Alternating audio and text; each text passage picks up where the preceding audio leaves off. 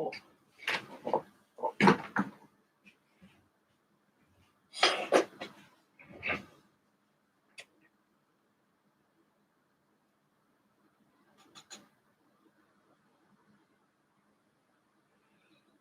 Good evening, Daniel. How you doing, buddy?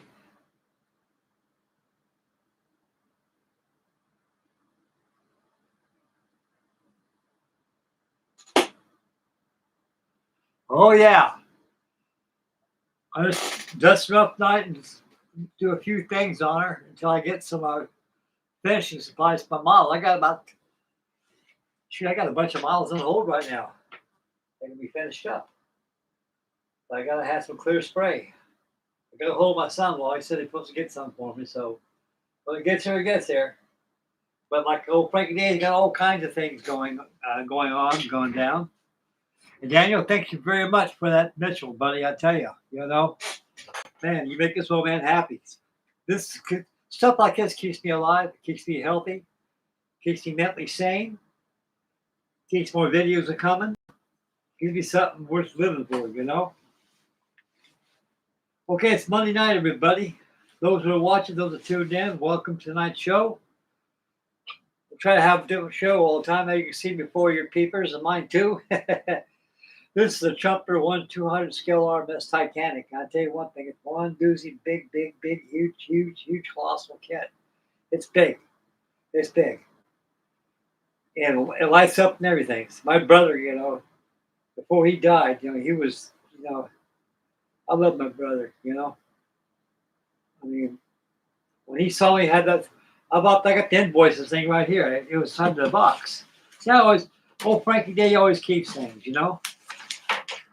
I'm like it's not called hoarding, it's called collecting stuff that has some kind of value, like sentimental value here. I bought this from a hobby shop out of Italy, and I paid exactly $464.35 for this thing. There's the invoice right there, and come all the way from Italy. And I want to tell you something, fellas. Ain't no way you can get this Titanic cheaper than what I just got this thing for. This thing retails $500 on up. So I bought this about 2 years ago. So she's about 2 years old. I've had this thing. Most of it was built at the trailer. My brother did all the wiring to it. He's an electrician.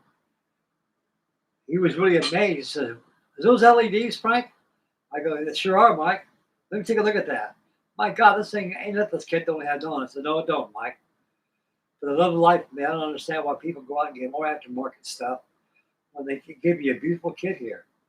See, your aftermarket stuff is people who don't have hands, don't have skills to do things. I mean, I'm not trying to let anybody down like that. I mean, a lot of people like to go that route. Like I say, old Frankie Day used photo etch a case of this right here, because I'll tell you one thing, photo etch. Did I say photo etch? You said photo etch. Oodles and oodles of photo etch. Look at that stuff. Got railings over here.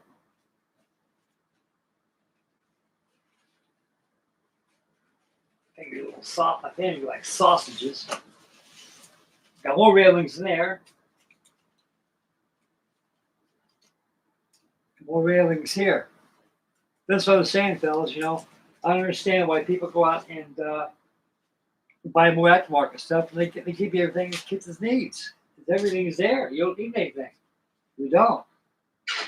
Either not satisfied with you get, or you just want to do something different, or it's the way you want to do it yourself. It's your model, Do what you want with it.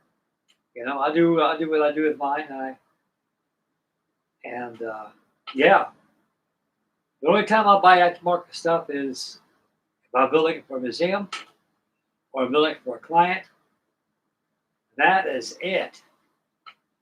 That is it. But you can tell how I'm living in here. I'm not going nowhere. Yeah, I ain't trying to piss anybody either. Just This is Frankie Day land in here. Man, this place is like Frankie Day every day. Okay,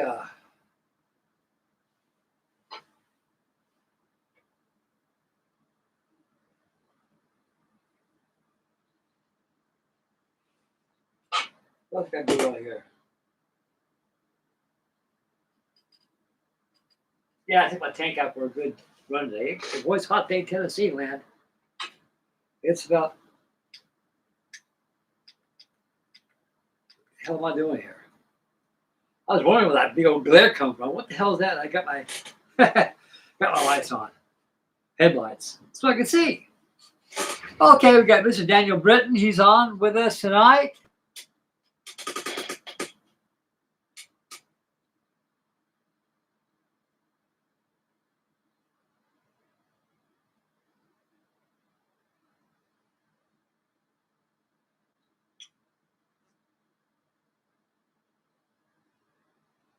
So we got another fellow here I've never seen before.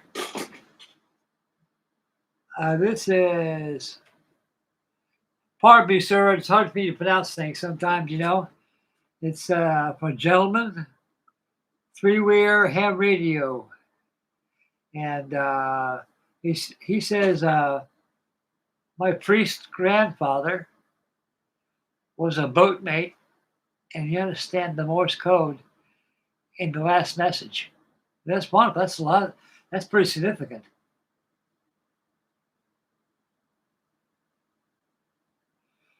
Daniel Britton says, I sent the B-25 out today. Looking forward to that Schworn horse. Wow. $400. I love PE railing. So do I.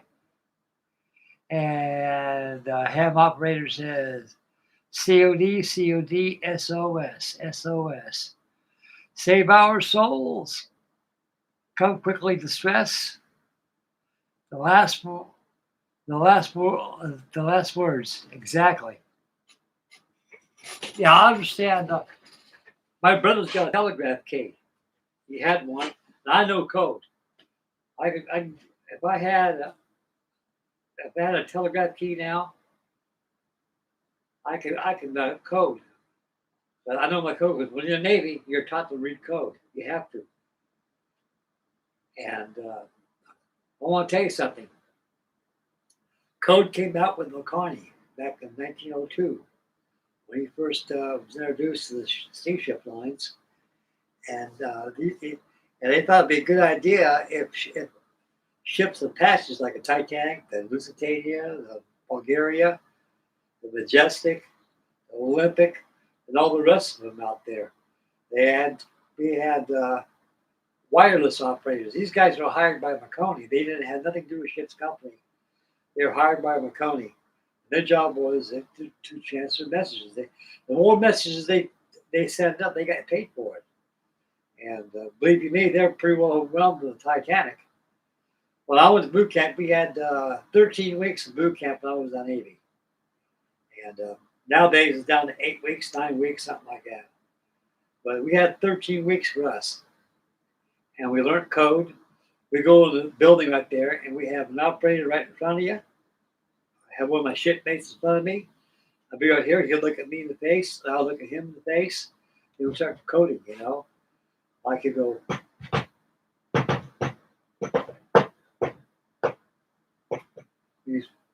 how are you doing? And I'd say fine. I go,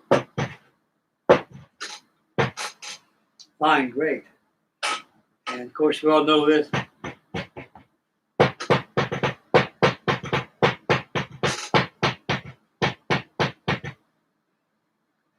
They come quickly, distress.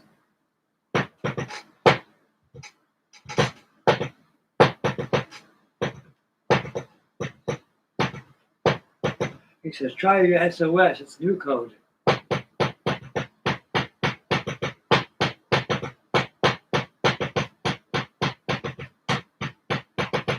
So start doing all that coding like that. Code is abbreviation, but someday you mark my words. They say that guy named Frankie Day, boy, he was right. One of these days, the internet's gonna go down worldwide. There's gonna be no communications nowhere. But You get ham operator right there. Ham operators are the best people in the world to have because they get the first-hand news. Because the other operators, I used to have an operator across the street from my house. I lived in Pearl Street. His name was Bear, and he was in the ham op. He was a ham operator, and he knew code too. We used to code back and forth all the time. It's very interesting how you do your code and stuff because it's someday code's going to be back in again. Use an old telegraph cable because now you can communicate. You know, it'll come back. Everything makes a comeback somehow. Okay, we got some good views tonight here. We got Mr. Daniel Britton. We got ham operator, and that's all we have right now going down. And this was great.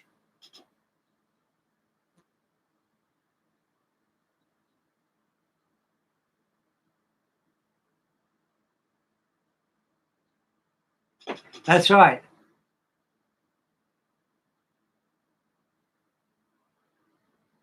You got to have code. I still know what code today. I still do.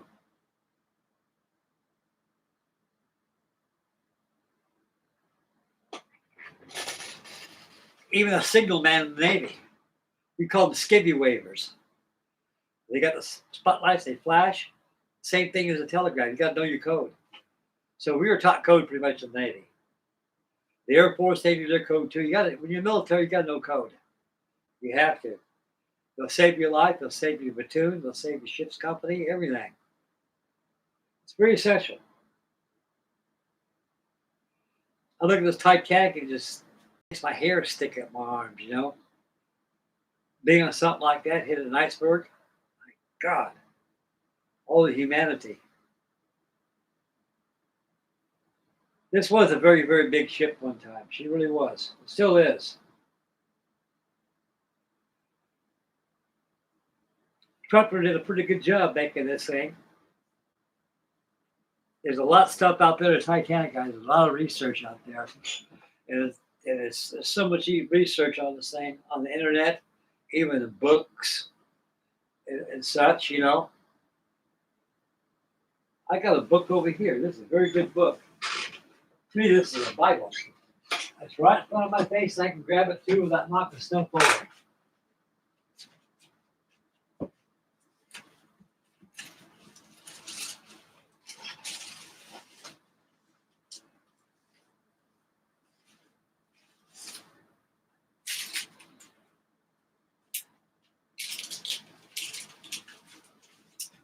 A very good book.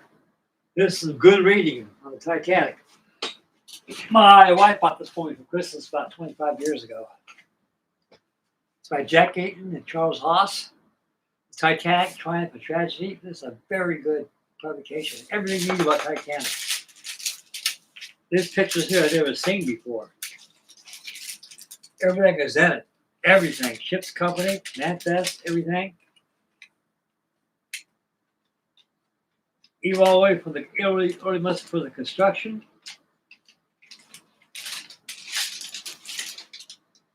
You guys can't see nothing but my ugly looking face.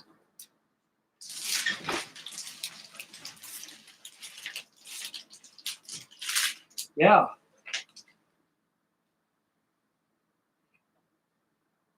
Everything. It even has lunch meal. The lunch menu if you're launching.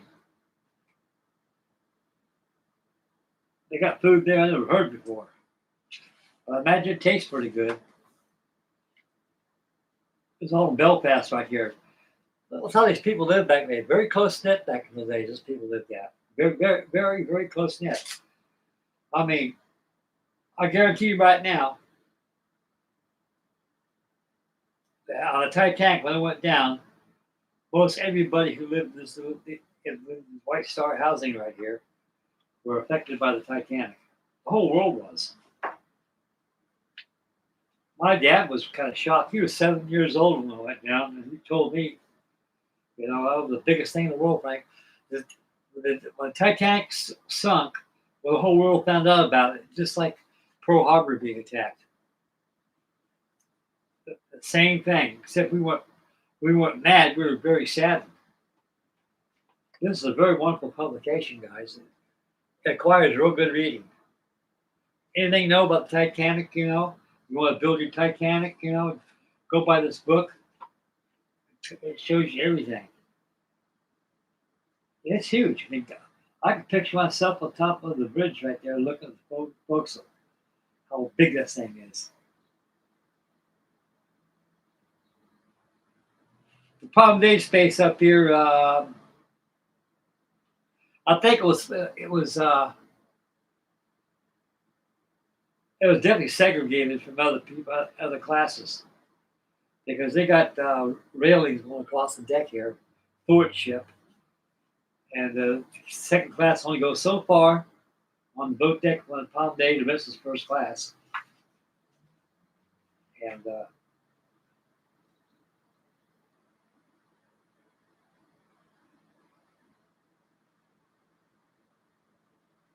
these old steamers right here were very, very small compared to Titanic. Here's your wireless operators. Here's John Phillips, and here's that's Phillips and who's the other fellow's name? John Phillips and Bride. There's Bride right there. And there's John Phillips. He went down. He went down with the ship. He was killed. He was gone. Bride was Harold Bride. He had frostbitten feet. And here's Captain Smith on the pilot house, on the bridge. And it has all the signatures of people checking off list. I mean, this is a wonderful book. You know, you go through it, it takes you back in time, guys. It really does me. It makes your mind. You look at these people here, and all these guys are deceased. They're deceased. Their ship's company. All these guys are gone. They went down with the ship.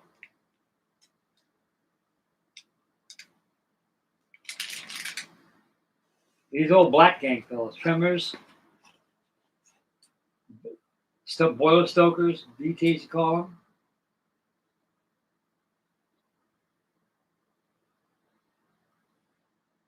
Back in 1912, their great Elvis style facial hairstyle back in those days was mustaches and mutton chops. More or less like mustaches back in those days. It's good publication. We'll go through it a little bit here before we get started on Titanic. I got the port side rail dusted off. I'm going to put the railings down on here and put the who's those cranes? Like, where are they at? Oh man, who's those cranes?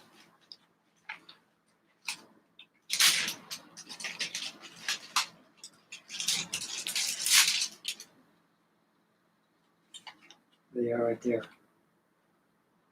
Yeah.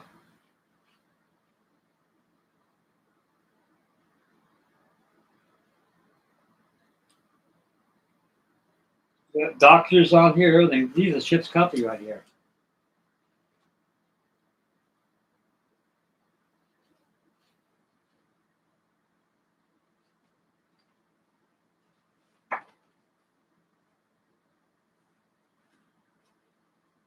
Yeah, very good stuff here. There's a line of New York right there. When the Titanic was backing down with the screws, it caused a wake of water, and it caused the New York to swing its fantail towards the stern and snapped the Governor number 2 Hauser back, the Hauser line back in the fantail. It snapped like a bullwhip. So they got that tug out there just in time to pull it back in. Otherwise, that'd be like a catastrophe right there. Okay, there it is right there. Close shot, boys. That was a close shot. They thought she was going to hit her. See, the problem is these ships are so darn big. They didn't have piers, places they got to anchor them. A lot of like Titanic had to anchor offshore just to be able to load, embark, and disembark ship passengers. This is a wonderful publication, guys. It is. My wife bought this for me.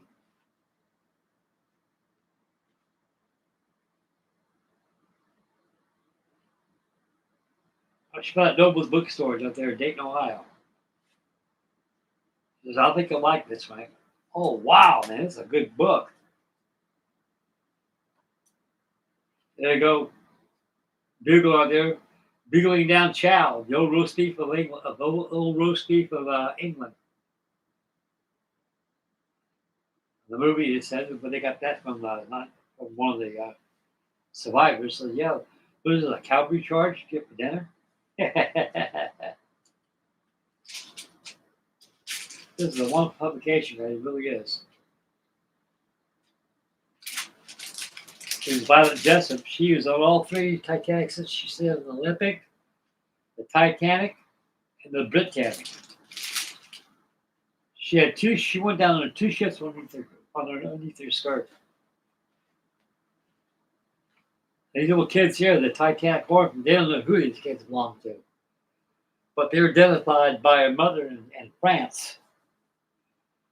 Their father was Navratil, Michel Navratil. His father was kidnapped. They went through a nasty divorce. They took his kids, go to the Titanic, go to the States away from his wife. I guess he caught his wife cheating on him and stuff, and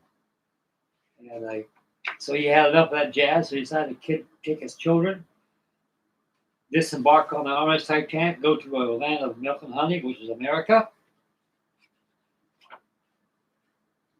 His little Goldsmith child, Frank Goldsmith, he witnessed the whole sinking. A lot of these people were haunted by the sinking. They all had nightmares of the ship. I would too. That's called post syndrome right there. Yeah, there's a wonderful publication here. All these old steamers.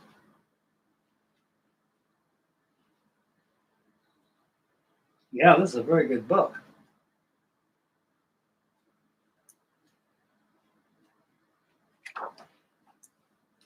I guess they acquired the British investigation also on both sides of the pond. It was like a whitewash, the whole thing was. I mean, everybody's pointing fingers at each other. The only person who got it right in the investigation was Wilding. He was a naval architect. And he said, well, he described the opening of the hull and everything. There's a builder's model of it right there. They thought it was lost. All the time it was in a warehouse down below somewhere. They finally found it. They thought she was destroyed during the war. But they found it, the model of it. What's the mystery is the lifeboats. They recovered 13 lifeboats, and nobody seems to know what happened to them. I'll tell you exactly what happened to them. They didn't turn into firewood, that's damn sure. You had souvenir hunters out there, went there and took them. They kept them in their own private domain. Made sure prying eyes, no one didn't see them. There's Molly Brown right there. There's Captain not Bartlett, that's Captain Turner of the Lusitania. Hey, where you come from? RMS Titanic by Ravel. 1/400 scale, it beats Academy.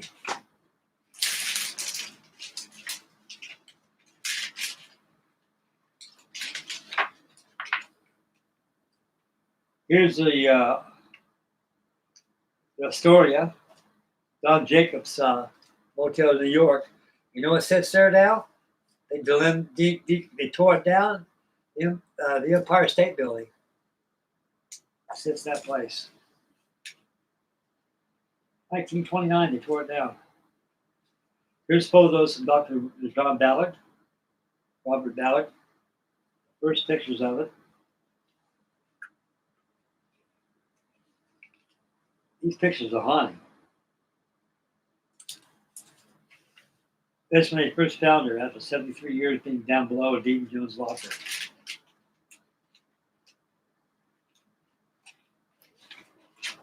Even has the deck plans. A very good book. In Billy Titanic, get this book. I know somebody's got one. I got one too.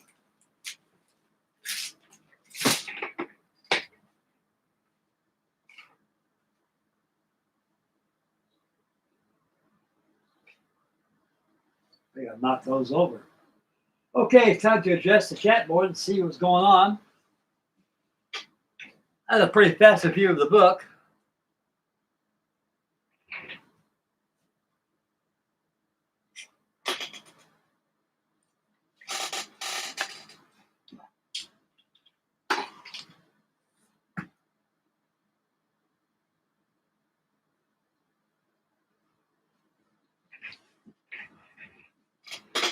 Okay.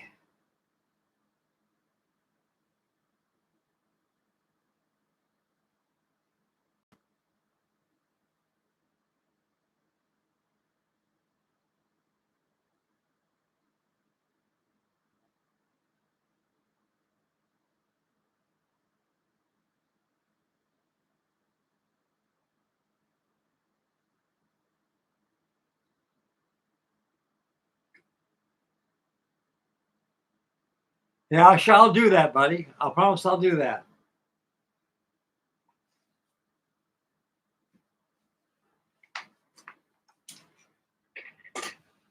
Okay.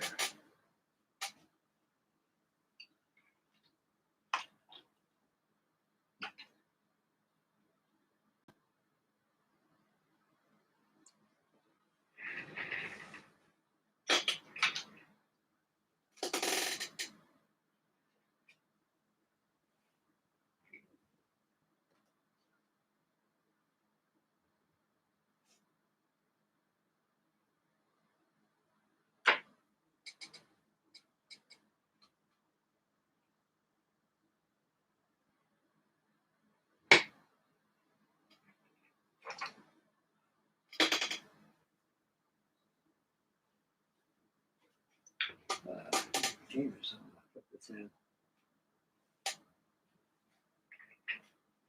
Yeah.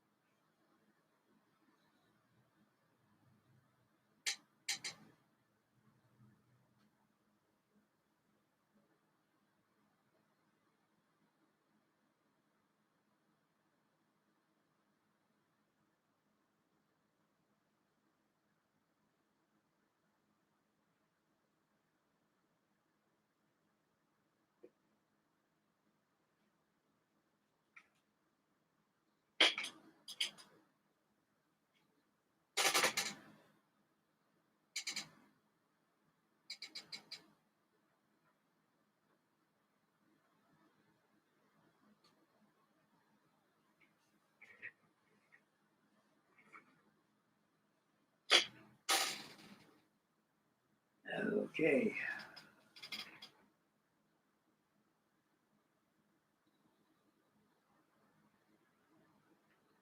Let's see here.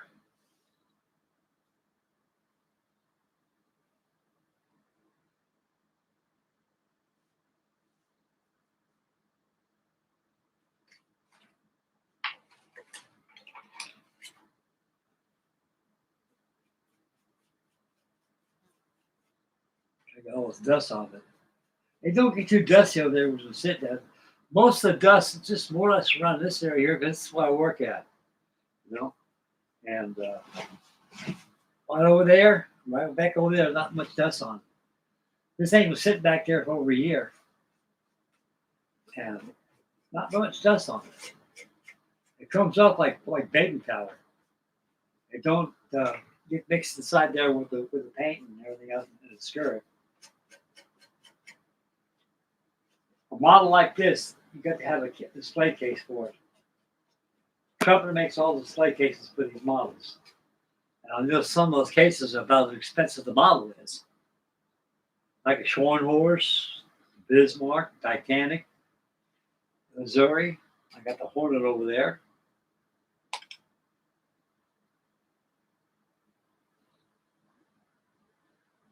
Yeah, we'll get really down on here.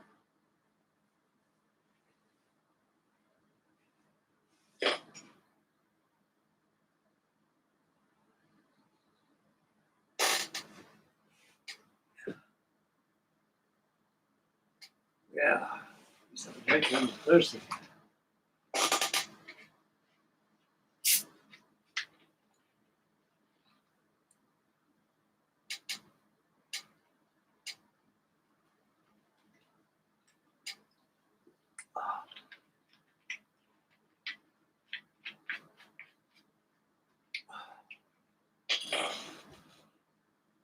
On YouTube, the internet, there's a lot of stuff on the Titanic.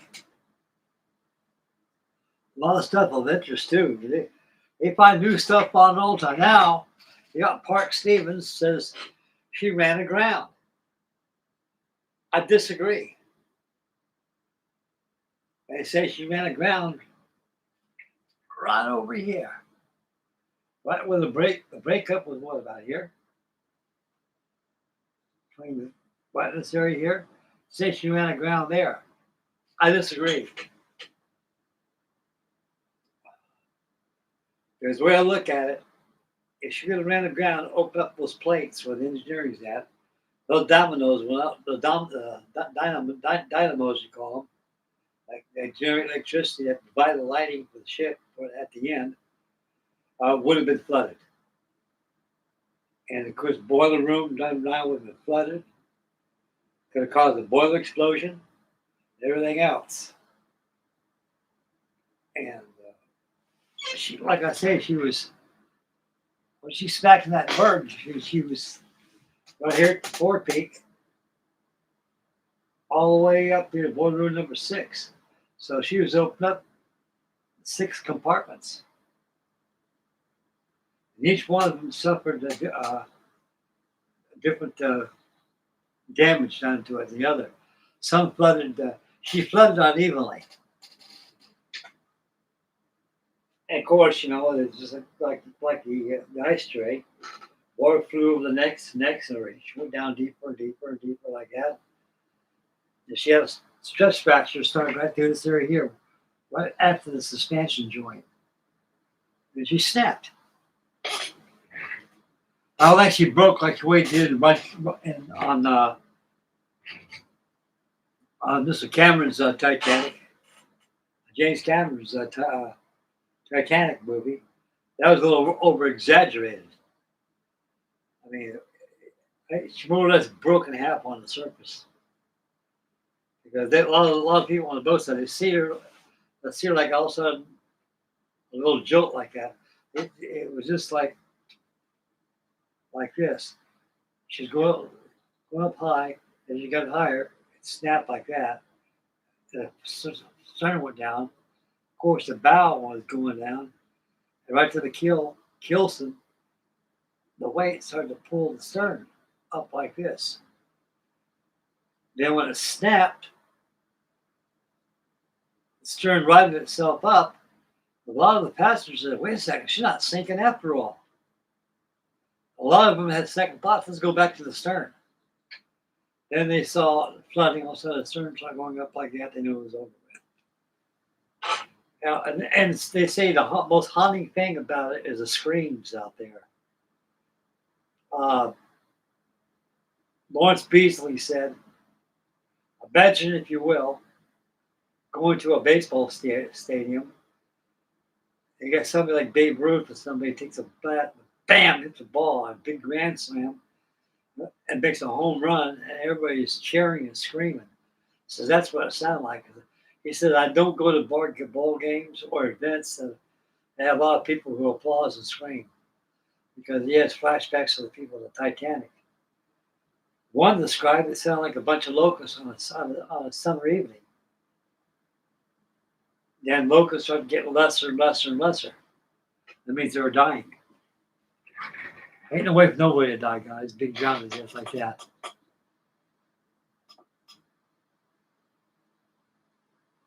Okay, and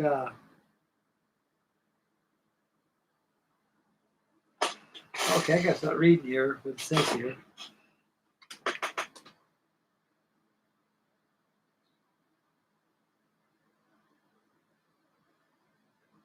Dave Britton says, as a submarine veteran, I wouldn't have even thought to go on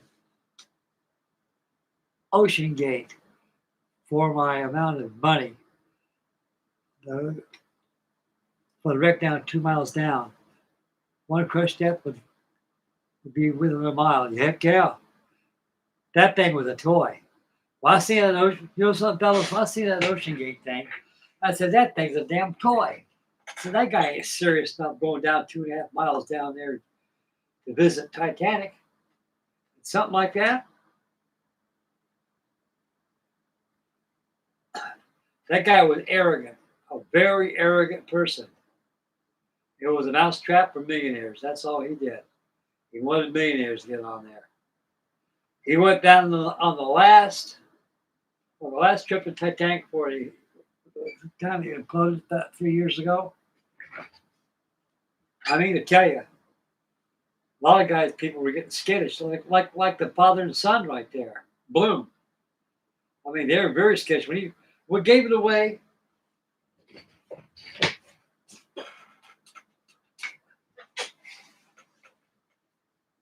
Is a cheap toy transmitter. When I seen that too, I said, "You gotta be kidding me! That guy's gonna go down with a toy." I don't think that guy was on. I don't think that guy was playing full deck of cards. Just like Mr. Bloom said he drank the Kool-Aid. You know. I mean, the only person I felt sorry for in that thing was that boy. That boy did not want to go. Believe me, he was reluctant from the get-go. So I don't want to go down there, Dad. Oh, come on, son. I'll buy you a brand new car and a jet plane if you go down with me. You like Titanic. He went down with just the places probably went down. It cost him his life. Titanic exactly got 5 more people to her register.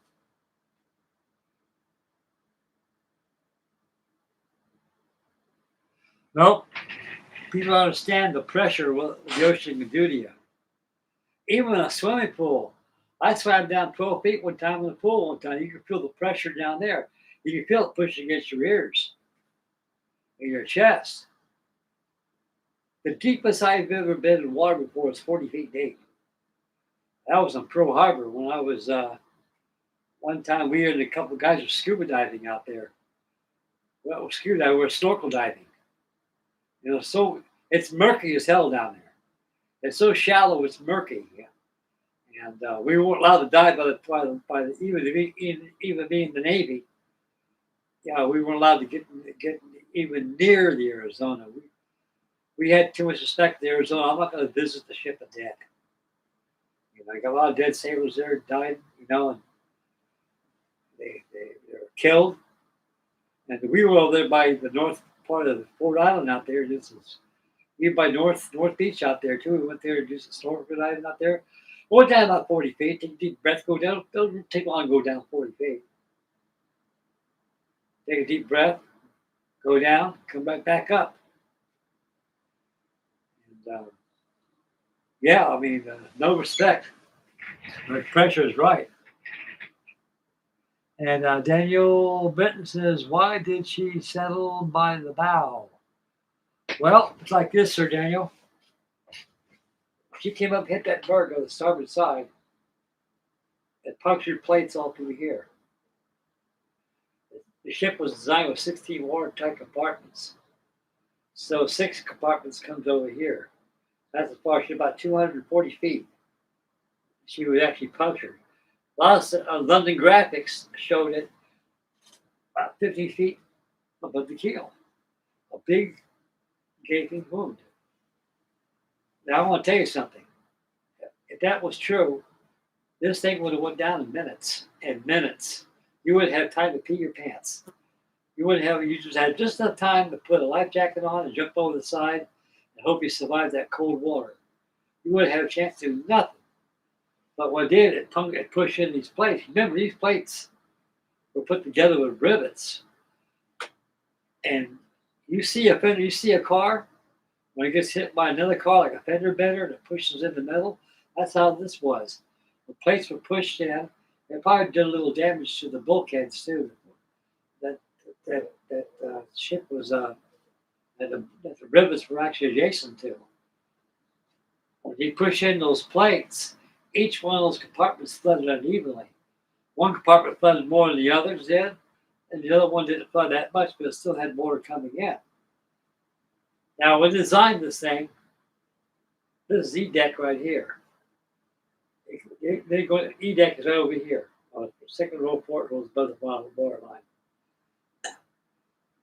The bulkheads went all the way up. They had so far. And the water rises up, went over the next one, it came down, it filled up the top, went down. Every time a bulkhead got flooded, she was going more deeper in the water. Because that's exactly what Mr. Andrews said. Thomas Andrews said. She'll go down by the head, and she'll go deeper. It says bore weight. It says, and Captain Smith said, "Well, what's the answer?" She said, "We're sinking." So she can't sink. She's unsinkable. Yes, she can sink, sir. She's made out of iron. Let me show you. If you roll out the plans, we went down to Scotland Road. There's a road. It was like a catwalk, not a catwalk, but there's a deck that goes all the way from the forepeak, all the way to one end. That's how a lot of third-class passengers travel. If you're a third-class passenger, you got a girlfriend back over in here, because the girls and guys were segregated, except if you were married. If you're married, you stay together in one room. A lot of they had women on one side and guys on the other side. If you had a girlfriend over there, you can come down there and travel throughout the whole ship, go down below on Scotland Road, they call it, and visit your girlfriend. And also, it's a fireman's tunnel, they call that. Well, he went down the fireman's tunnel and expected. He found out all the damage. He said, "We're going down. No matter how you slice the apple pie, we're going to sink, sir." He said, "Well, how long we got?" And he figured it out. He was right. It's an hour, maybe two at most. Boy, I bet you Captain Smith's heart rate went up by 100%. I'll tell you what, the Captain Smith's mind, a fine urgency between panic and urgency. Knowing you'll never see his family again, and the responsibility of over 2,000 people on this thing. So, God, lifeboat capacity for how many? He said 1,200 people. He said, I imagine the Board of Trade didn't visualize the situation. That's exactly what Alexander Carlisle said when he was the original designer of the ship. Thomas Andrews he was the designer. He designed a few things. But Alexander Carlisle was one who drew up the whole plans of the ship. When he found out that William Peary pulled a shitty on him, he had 48 lifeboats he had on there. 64 lifeboats he wanted on this thing. And then William Peary got coaxed by Ismay. Ismay looked at the model like I'm looking at this. It says, all those lifeboats are cluttered. I said, passengers pay for space, not clutterness. So he took those lifeboats off and threw them. Those are lies he threw away. So you had 16 lifeboats. And they say the Titanic is unsinkable. Titanic's all the lifeboats you need.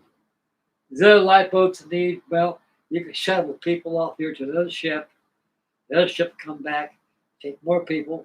And the other lifeboats come back, hoist them back up, and there's more people up and go back this way. That's all it was. Like a shuttle boat instead of a lifeboat. But arrogance and stupidity was sunk this ship. Iceberg was just a piece of ice. It was doing its thing.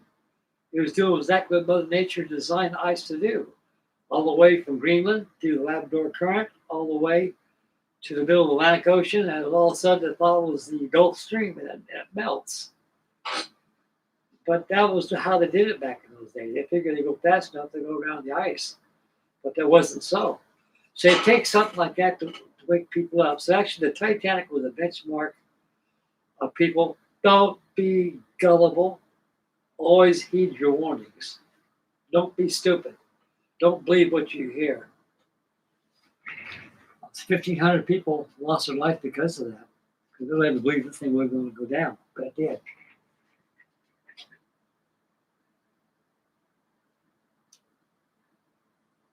It's a powerful lightning for lighting on a clear ship like this. They had no generators back in those days. It was known as the dynamos. Dynamo. A dynamo is an electric bus panel that controls electricity throughout the whole ship. How it gets its power is from the boilers. That's why they had boiler room number 9. If that got flooded, like Park Stevens says, she ran aground over here after hitting this berg because that spur was up like after we hit that berg. Because all icebergs got an underground spur. They pick up a spur, that's what punched into those plates. And he assumed, said, well, Titanic would have stayed afloat if it didn't bottom out. No, that's bullcrap. Because mathematics is right there. When she hit that berg, she opened up all those plates that she was going down by the head. And all that water was floating from one bulkhead to another, pretty soon until she got to the point she couldn't take it anymore. One part of the half the ship was spaced with water, the other ship was spaced air. It was like a tug of war. You got 100 people on this end of the rope, another 100 people on this rope. You put about 10 more people on that other 100 people rope, and the rope is going to snap. That's what this did. With the power, they got it from the dynamos. And the dynamos got their power from the boilers. So the boilers were generated all the electricity to the dynamos so they can operate the lighting system on this thing.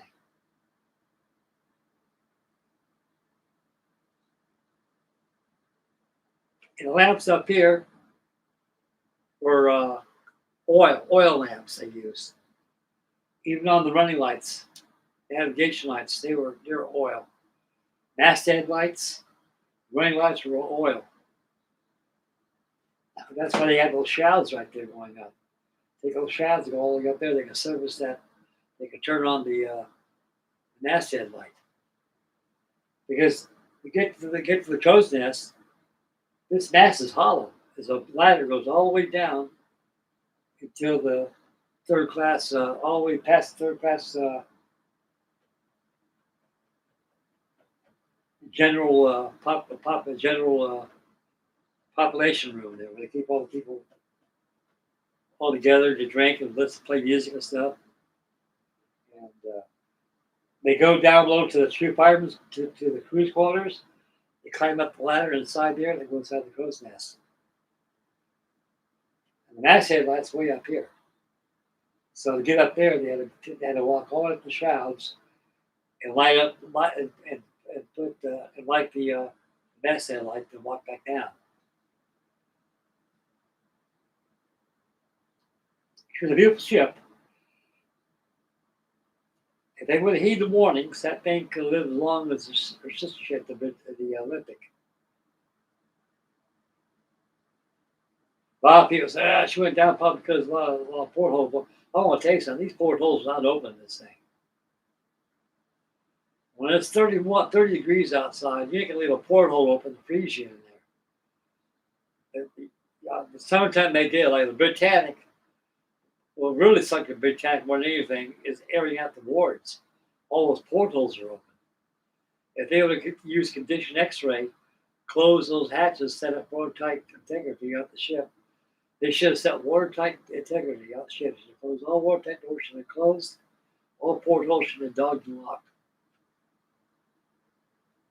The same thing happened to Lusitania. Lusitania went down from a boiler explosion. A lot of them say it was a magazine. No, it wasn't no magazine. The magazine of Lusitania was back over this area. But the torpedo hit over here. That's next to a coal bunker. When he hit, it was brat through the bridge. When Schweiger fired that fish, that kipper, boom, right over here, right behind the bridge. The magazine is over here. And people say 2 explosions went off. That's why they thought it was 2 torpedoes. The first explosion was a torpedo. The second one was a boiler explosion or a coal dust explosion. Coal dust is very combustible. It creates a gas that takes an ignition. It takes a spark. It takes something like this. Boom! Just a spark. Either with a coal dust explosion or a boiler explosion. It blew at the bottom of the hole. Probably blew out a hole about 60 to 70 feet of a hole there. Eventually, she took on the list. As she was listing, all that water filled inside those portables because it was May, it's warm.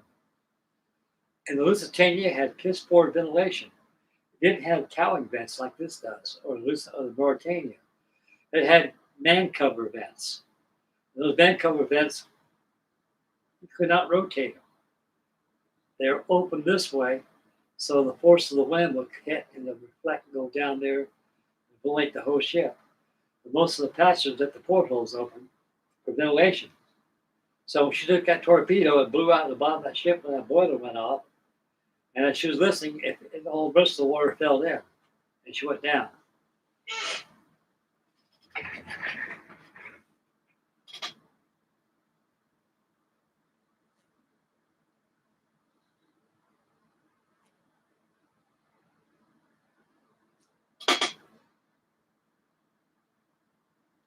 Oh, the model supply. Right here, this plugs in. You got a switch right here. Little switch. Lights turn on. When the lights on, I only got it plugged in right now. I had it on before. I got no power strip at all.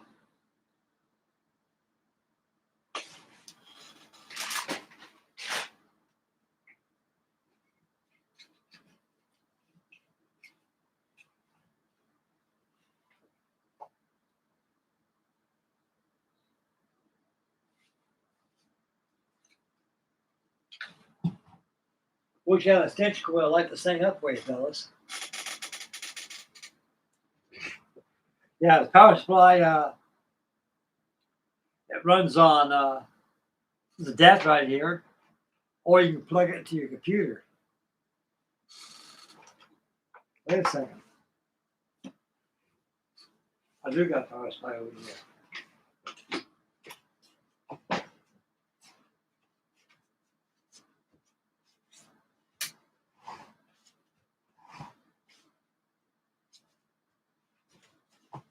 Here it is.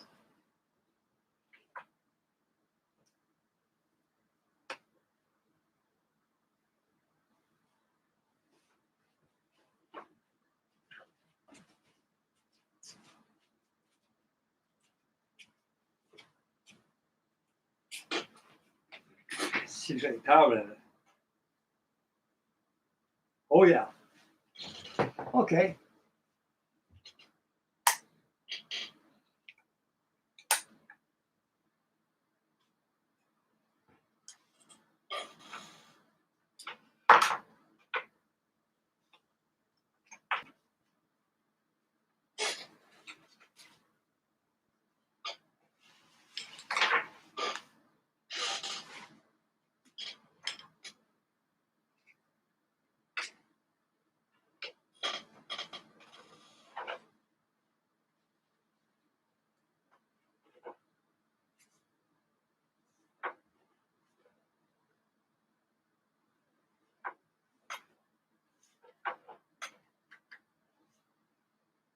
There we go.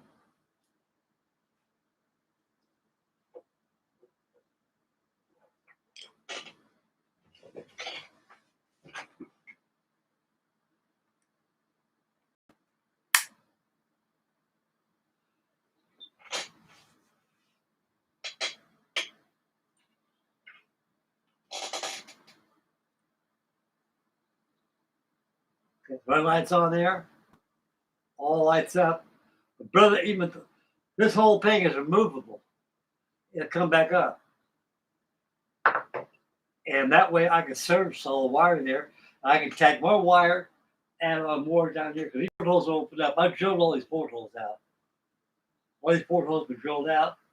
I can put more light down there if I wish, and then light it with it.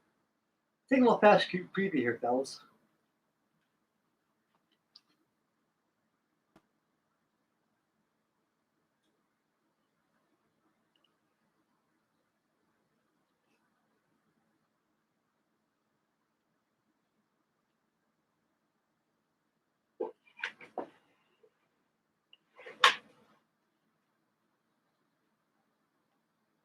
My brother wired all those LEDs for me. He was really hurt when he did that, and says, "I have something to take his pain off. I'm going to keep the pain out."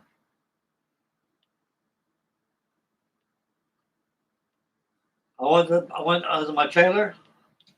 I was cooking dinner, and I was smelling something. Man, we could burn over there. My brother was smoking a pipe load of marijuana or something like that. Yeah, that's what it was, to kill the pain he was doing.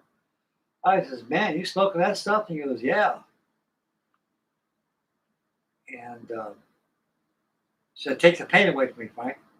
Well, I guess it does. Imagine it does, you know. And he got the LED. The thing comes with LEDs. It comes with an LED kit. With an LED kit, it has I'll show you the instructions. This thing. There you go, guys. What do you think about that?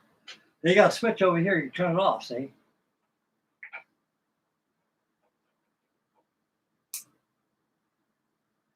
And back on. How you like that? Pretty good. That's a treat for the day.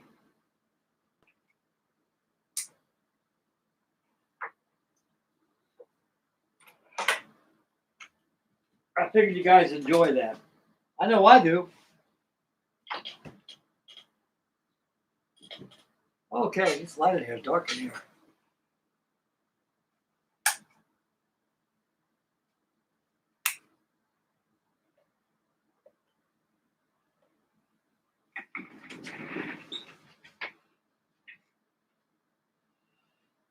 Yeah, I love my brother. He's a very good electrician.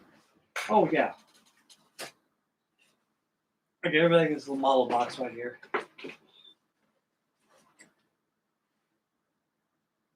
Keep all my stuff in here.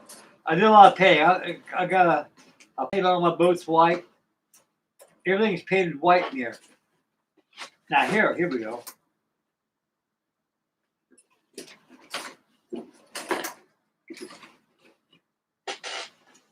Box over here. Now, this kit, everybody's got one in their stash. You know what I'm talking about. Those of you who don't have one of these, you decide to get one. I very urge you guys very much to get one. And it comes with the LED kit. The brother says he started to not looking at these. He says it comes in a box about like this with LEDs that owns the strip. He had a solder. He's very good with soldering. And he turns around and starts soldering stuff. So Mike, here's the instructions right here. Is there instructions to this? Yeah. Well, I'll be damned.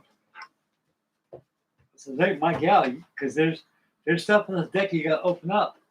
You gotta do a lot of work there, guys. It took him about a week to do that. See all this power strips right here? This is what comes in the kit. Right here. Here we go. It comes in the box. It comes with all the tape strip right there. LEDs. The LED strip right there. There's your switch was over there. And these are all these connector lights and everything. And all these resistors and stuff. He did all that. I can't do that stuff. I'm not a very good electrician. And I said, Mike, this book here shows you where all that stuff goes at. I said, okay. So, well, you have to open up some holes for me, Frank. So I already opened up a hole there already where you pass your power through.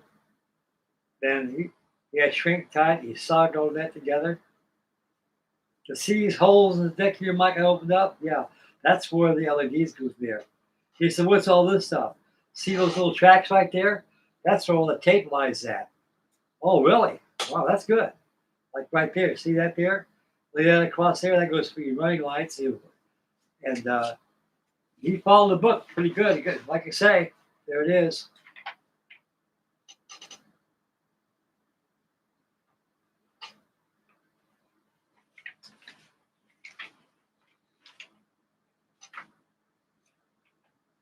Very, really impressive, to tell you the truth. He did all that. He soldered all that stuff right there together. I said, man, Mike, that's a lot of work. This is, you better believe it is. He said, Mike, this is the first time I've ever put LEDs in one of your models before. I work with this stuff every day. I said, wow, Mike. I said, I really appreciate this. So I'm glad he did that before he passed away. You know, he was pretty much in pain. And a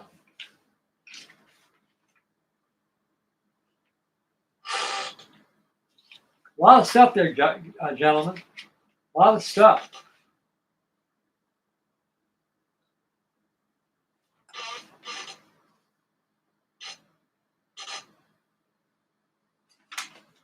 He's got wiring up in there, wire up in there, by the first class lounge. You know, the skylights all lighted up there, even third class entrance back there. Man, I saw this and my God, this is one hell of a deal.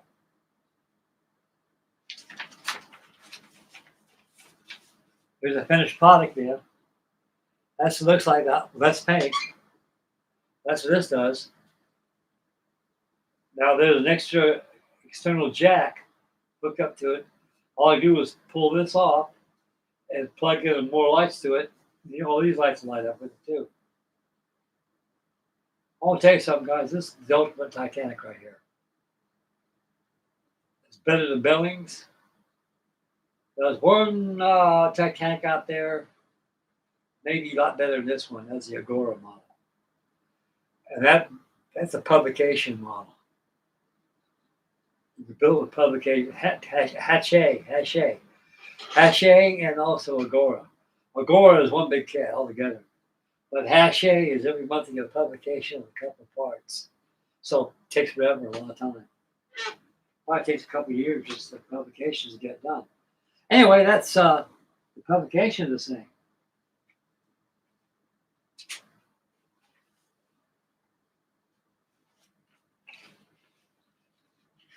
A lot of work. I started to work on this. The first thing I worked on was the Titanic when I first moved here.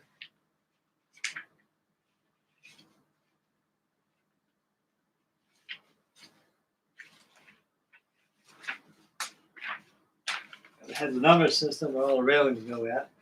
So it's not going to go ahead and get the railings on the forecastle wall done. I'll look around and see if there's any parts that left off. One thing got left off there is the anchor chain. So that'll be next. I got looking, where's my rear deck at? Oh, there it is.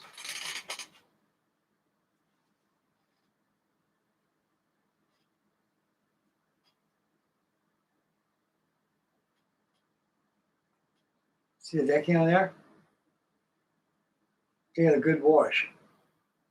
Back here you can see because it's going to be under the poop deck. I have to put that on. Then I got to add photo etch windows there, which are the kid here. And I'll tell you guys, this is one heck of a model.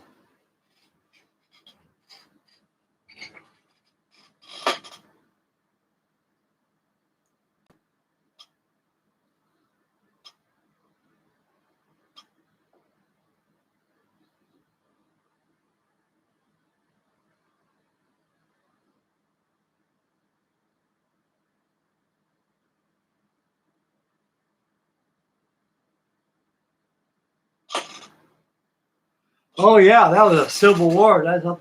That's during the Civil War. Yeah, Civil War is over with. The Santana right there she was an old riverboat, and she had one hell of a boiler explosion. Boom! That was the Titanic of the Mississippi back in those days. A lot of guys were killed.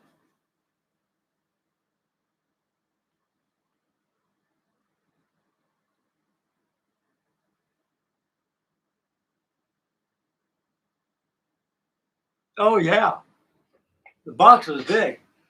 If you stood, if you stood the box, if you stood the box on end, if I was standing out, the box would come up here on me. It's about that wide. Here's the invoice. This came out of a hobby shop out of Italy.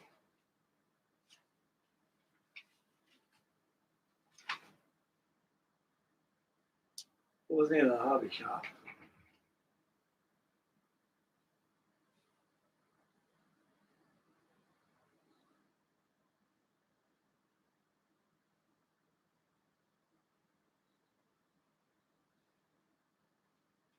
Came from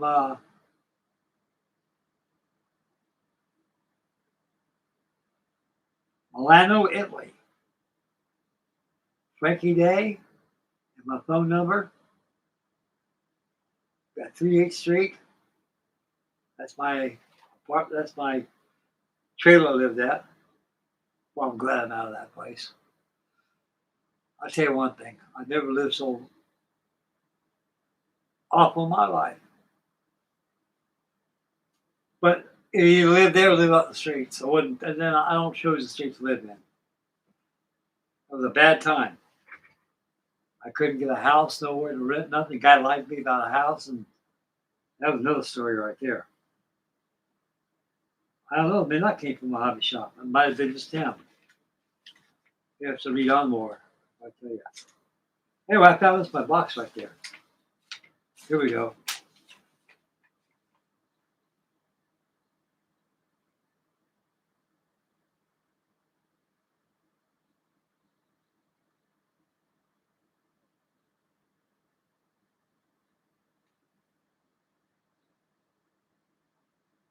Ripa's Hobby Shop at Via Madro, number 5, Milano, Italy. And on the invoice, it's right there. I paid $464.35 for this thing. I couldn't get it any cheaper, fellas. I could not get it any cheaper. That was cheap as it got. I got it on eBay. Hobby shops where I live at. Focus here. There we go. Hobby shops where I lived at neck of the woods, Ohio, Dayton. When you stop these. The only way to get these is like other hobby shops around the world probably has them hobby shops, but this year I got this off the internet. It took about 8 days for it to get to my house. Came up for work, big old huge box laying up against my door right there. I saw that, I go, yeah, my ship has arrived. My brother goes, good God, what did you buy, Frank? I bought the Titanic, Mike. Man, that's big. So I like to see that. I said, you will. I picked it up. We got inside the trailer. I laid it up on a building board, opened up the box. Mike goes, wow. Frank, I tell you, I know you. This is the biggest bottle I've ever seen you buy before. Now, I know you got bigger than this in storage, but I've never seen kits that big. They get big nowadays, Mike. They get to be 1/200 scale. And some are getting bigger.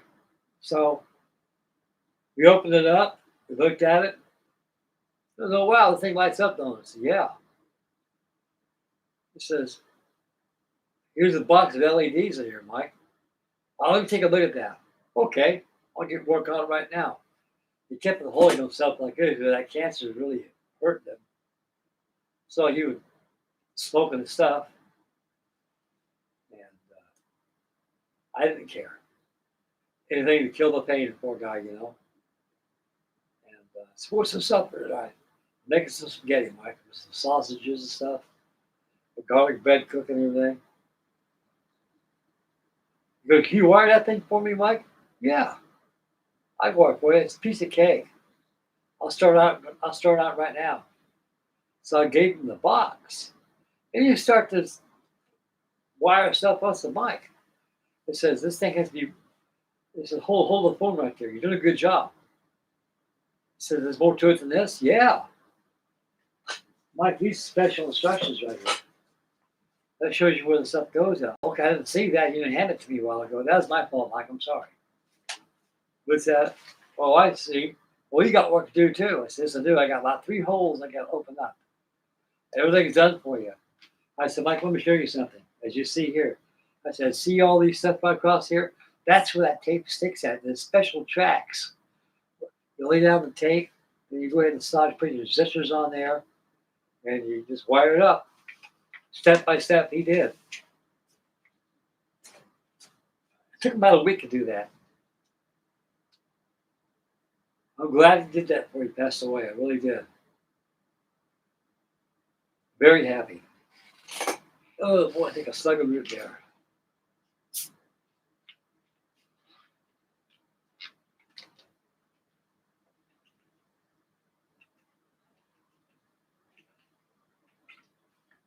Well, I love root beer. Excuse me. Yeah, Daniel, I would appreciate that B25, buddy, you know. When I get that, I'm going to start on it. It'll be built in your honor. Shout out to boot. Right now, I don't got too much plastic here. All this house in storage, and I hope I get this stuff out quick. I talked to my daughter last week, and they said they get it out for me. I hope so. Okay.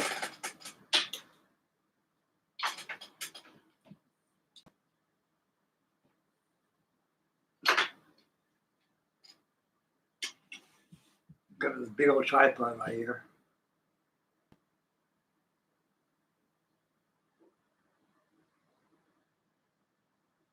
That way I can look at the chat and see what's going on here. Yeah. Yeah, like I said, Dan, that box, like I say, it came up to my deck. The big box. I got the USS Hornet over there too. That Hornet was cheaper than this thing. I paid $300 for a 1/200 scale USS Hornet. Comes with B-25s, TBS, SBDs, and else.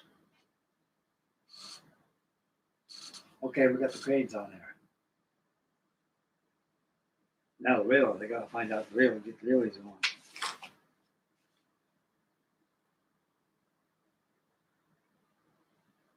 C-16. Okay.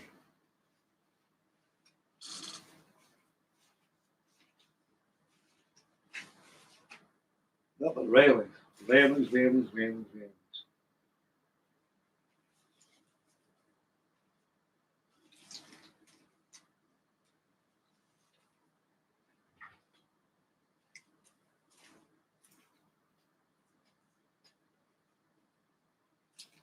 Well, ain't that one.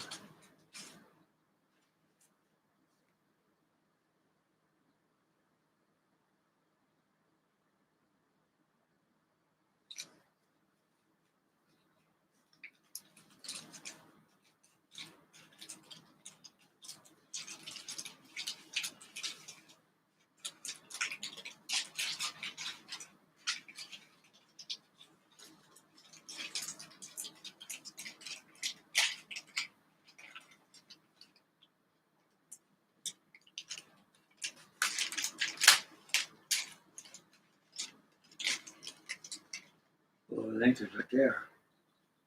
So you get those out, put those in there. Now, first of all, I'll see if these are frets with the railings on the bow.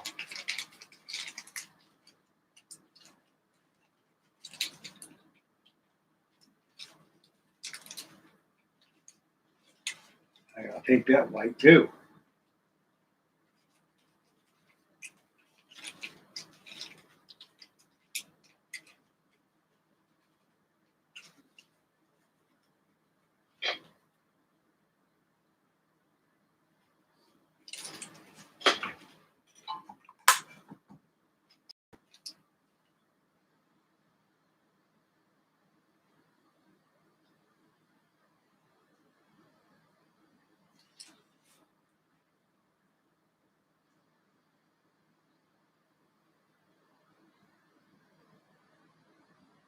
Yeah, C, okay. You want to be C9.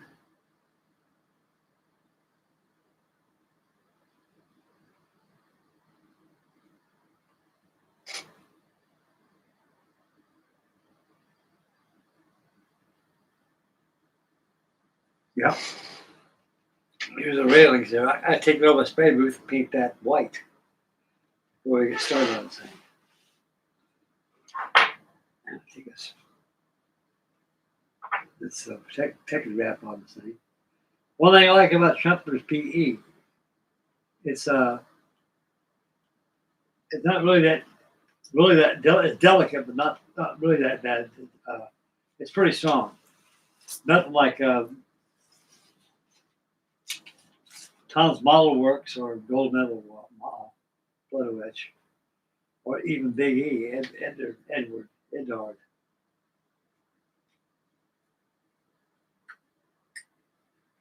They're pretty strong.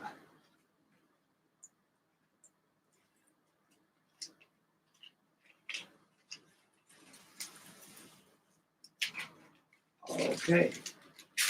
All right, guys, give me a couple seconds. We'll Frank will be back.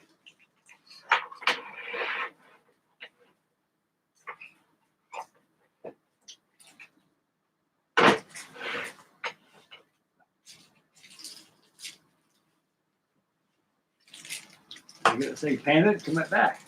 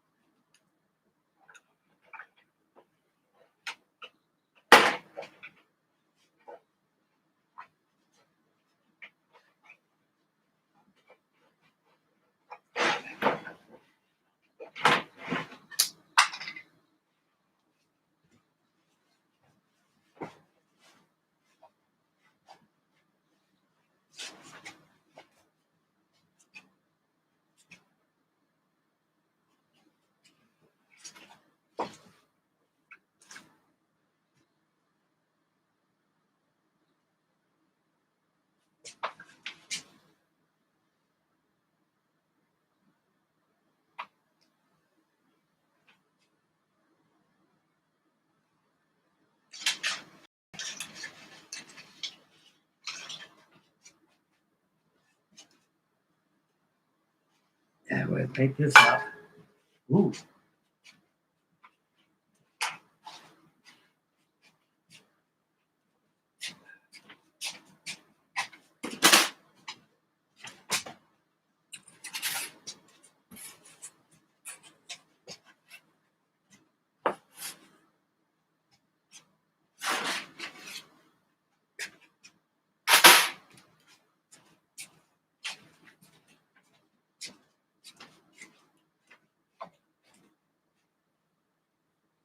Buddy.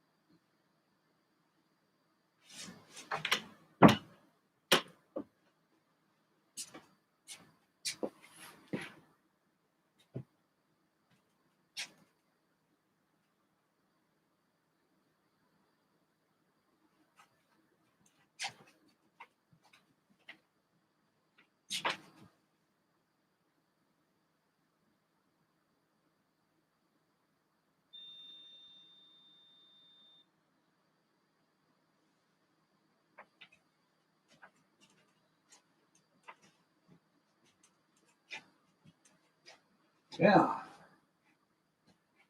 Let's see what else I got on here. I gotta paint.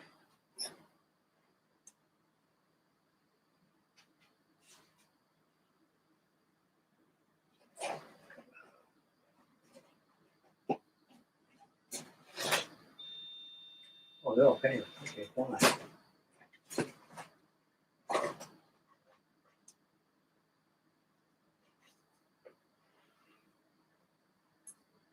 Got the collapsibles I gotta paint.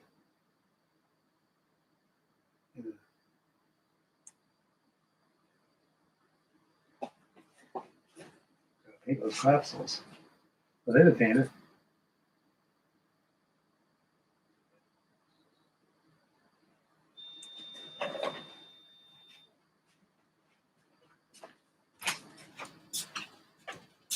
You, Lola.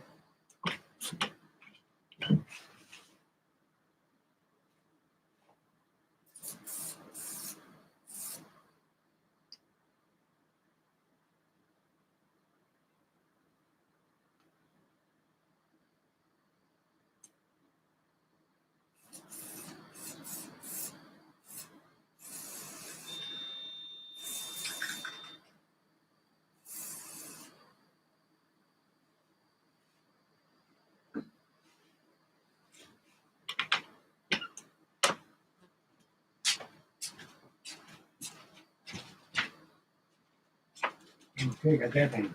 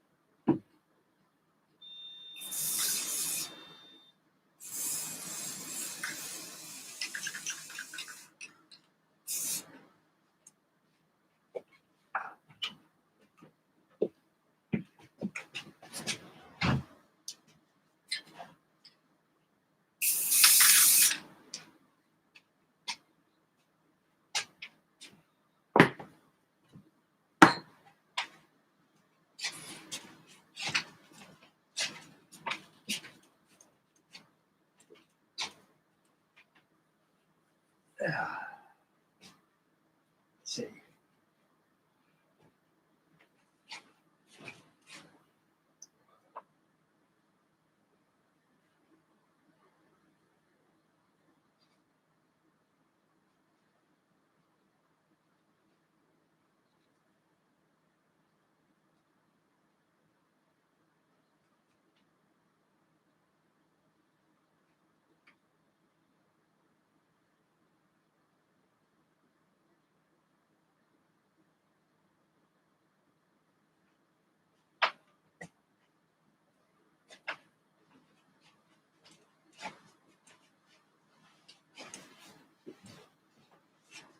Yeah. Let it dry. We're ready to install those.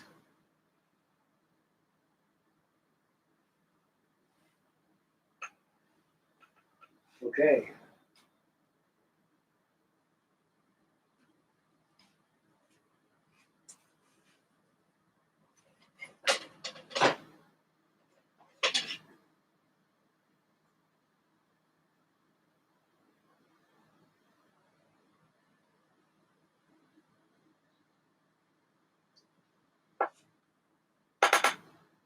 Cutters. I think I put those on there on one side. Let's see what they call for there.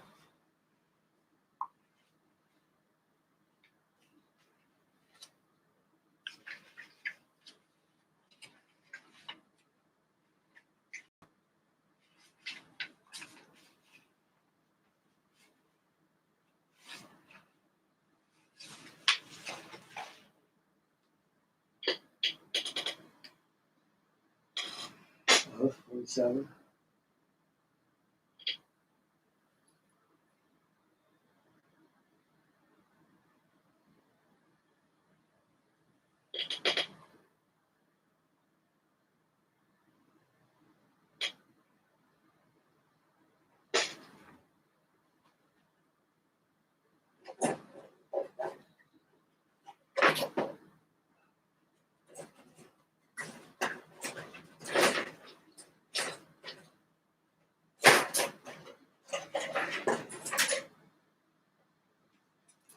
separate these screws here. That's for the mast.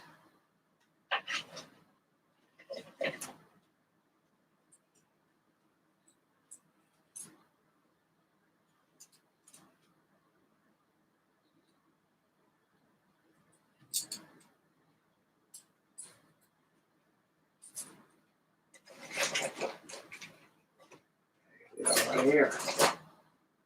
Here we are right here. Yeah, I'll paint them. I'll pre-paint them ready. That's they right there. That's they.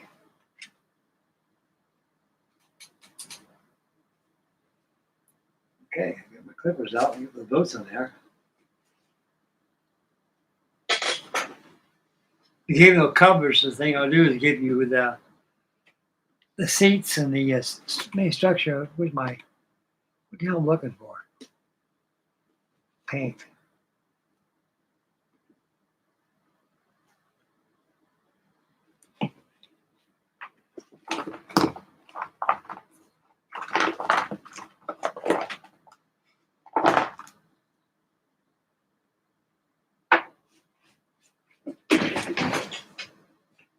Well, I don't put it down that time.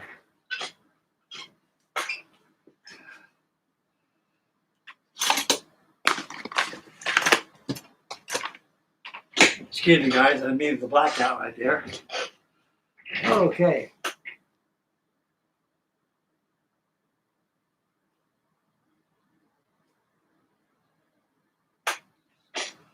All righty.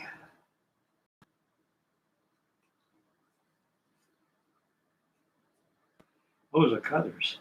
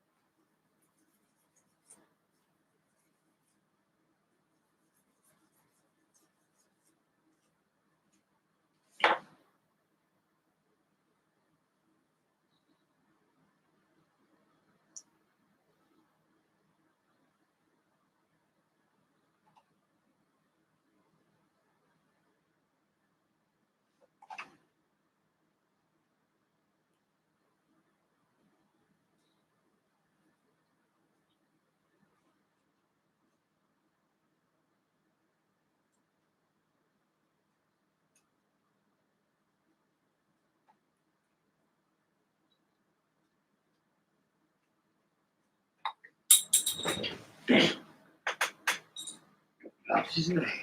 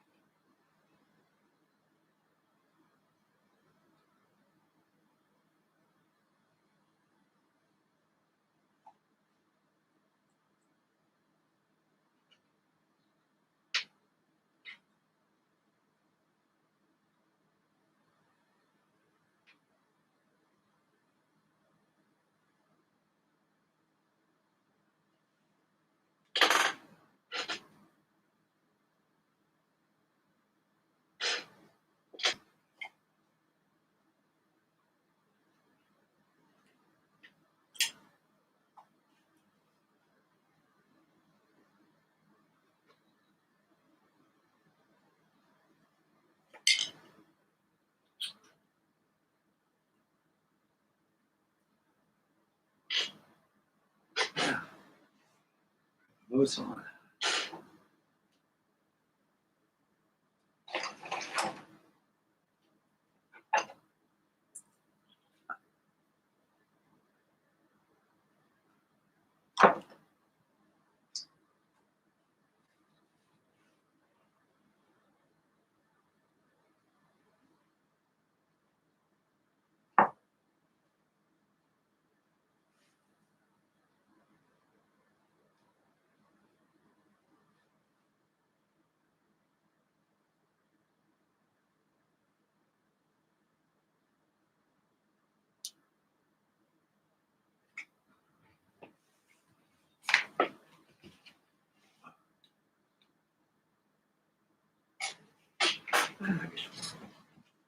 Send it over here from the south.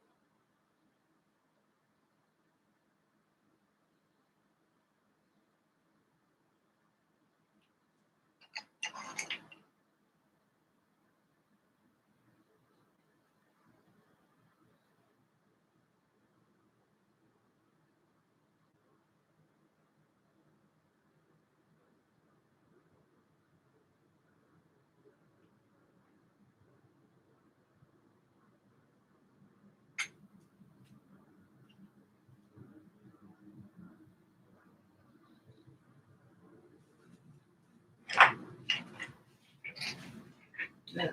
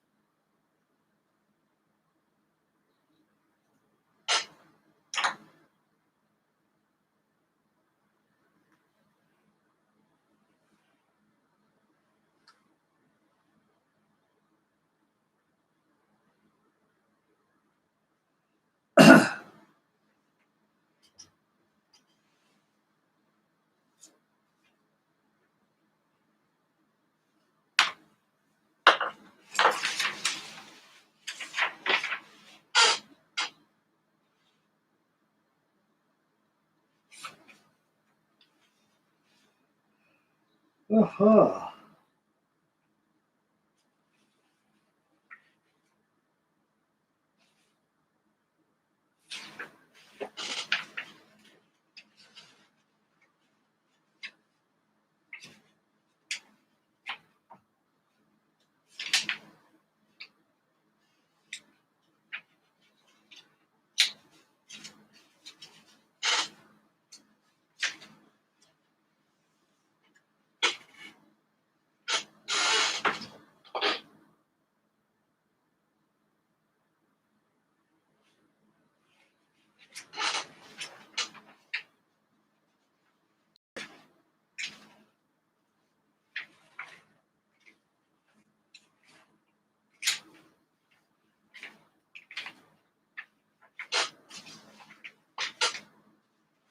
That right there. What's that right there?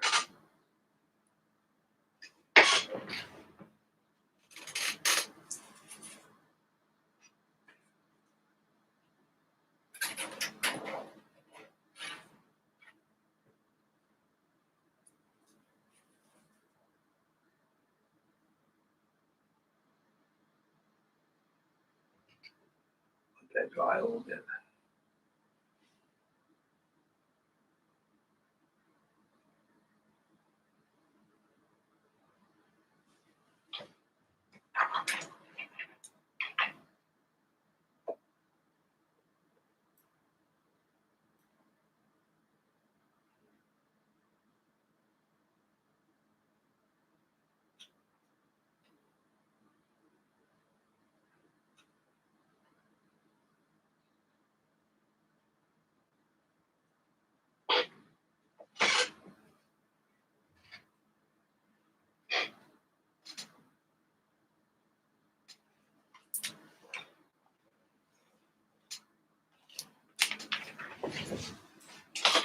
No ability.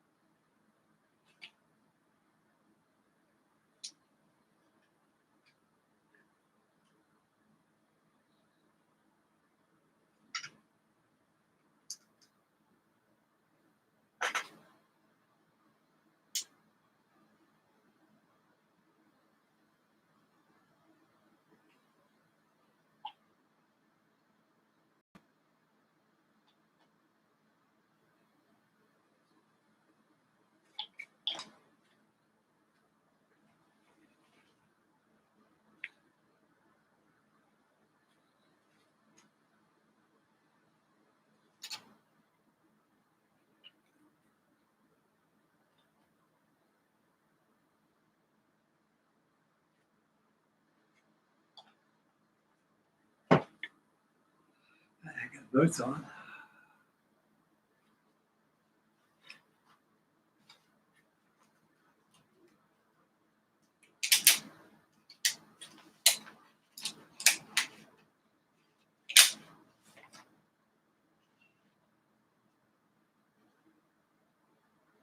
Think about that to dry.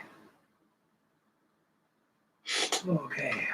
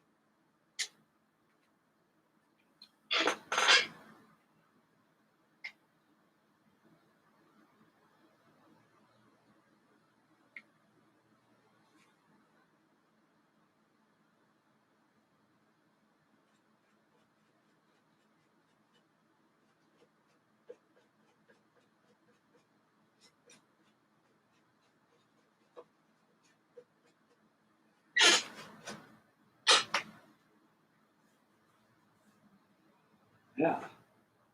I think I'll stay on the Titanic for a while.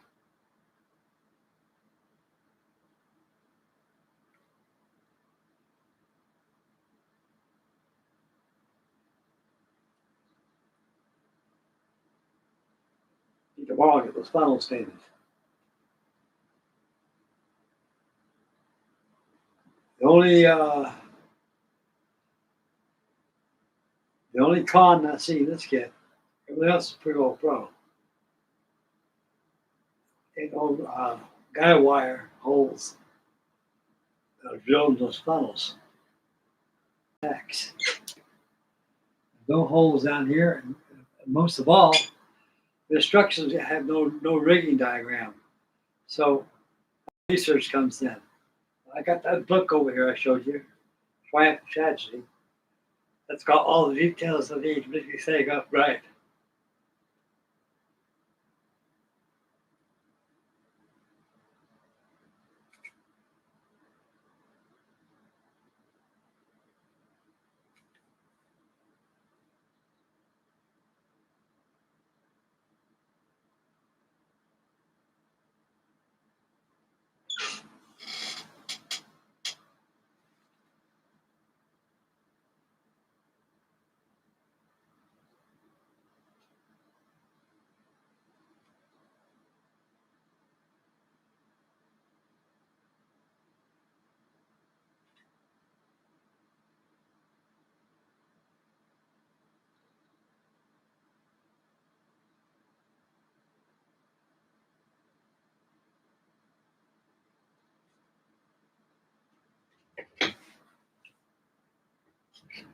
Oh, let's see what time it is.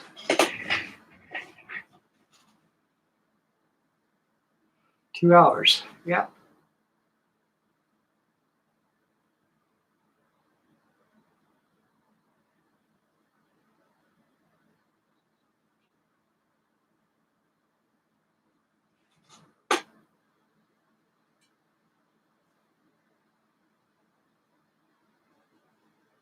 Oh yeah.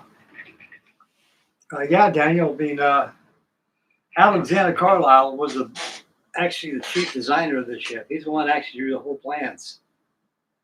And after he walked out on Lord Perry, he quit him. And so I'm not going to take responsibility this, William.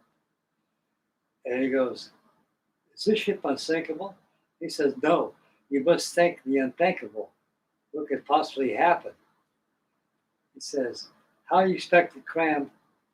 See, he ordered, I think, 64 lifeboats. He figured, well, 48 would probably do it. The other thing is 48 lifeboats, everybody would have been saved on the same. And he had them up here abreast. He didn't have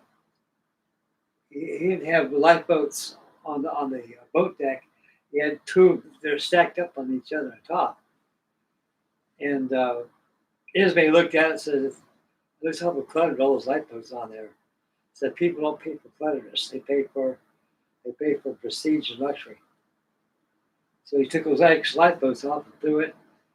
And Lord Perry, Alexander Carlisle didn't know this because him and William Peary and Bruce Ismay were having a chat with lifeboats. This was the safety officer that came up with the charge of, they had something to do with the Board of Trade. Before the ship was going to be sea trials launched, we wanted to make sure they had enough lifeboats and like that. I said, "Well, we called for 16 lifeboats." He said, "Wait a second now. It's got to be more than that." He says, "No." And so they agreed to have 16 lifeboats on the thing. He said, "How do you know?" He says, "Because of Perry told him so. He wouldn't shoot him out. He walked out of there. He would take responsibility for something that's going to affect him."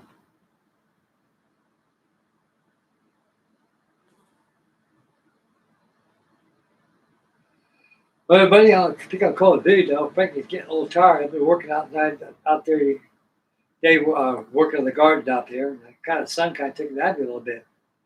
I've been on here a couple hours, and tomorrow we'll stick on the Titanic for a while, until something else arises, I got a lot of stuff coming your way. And I'd like to thank Daniel, and I'd like to thank the rest of you fellas that chipped in tonight for the top chat and joining in. We really appreciate it. We got more coming on the Titanic. We got more coming. We got it all clean. Got lifeboats installed. Got the railing right here. They're still a little tacky. They're not ready to put on yet. As soon as they dry, we'll put them on. We'll put those on tomorrow night, and we'll go on with the Titanic. We'll go ahead and put the boat decks on there, the deck on the deck. We got a lot of stuff to do on this thing, painting. So we're gonna get her done, like everything else. Okay, those that are tuned in and those that are watching and everything, I appreciate you very much for you guys tuning in tonight. Like I said a couple seconds ago, we got more work on this thing tomorrow night. We'll have a big night tomorrow. And Daniel, I'd like to thank you very much for that B-25, dear friend. You made me a very, very happy man. Very happy. And I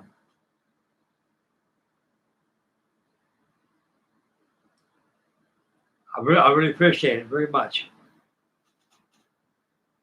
You guys are the best. MCDB, how you doing, buddy?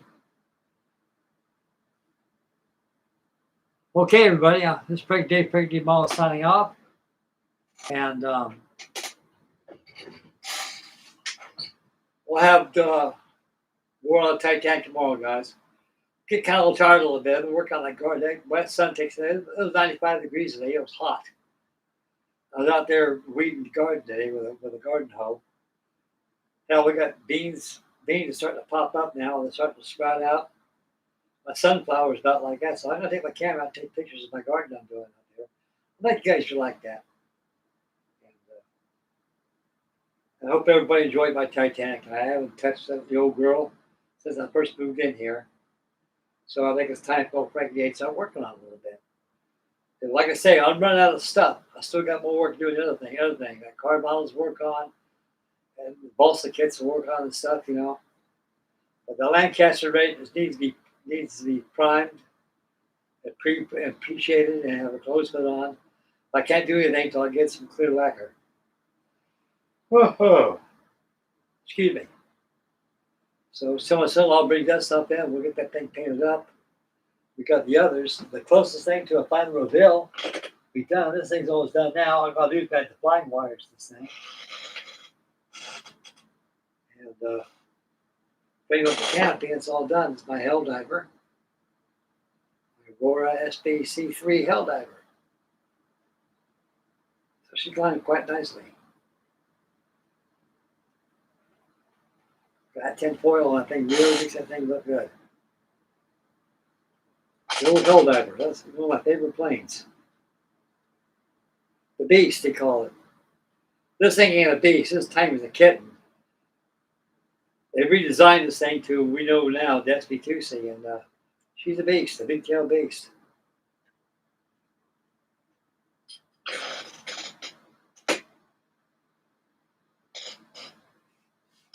See that tail wheels on there? Yeah, it's there good. I'm happy.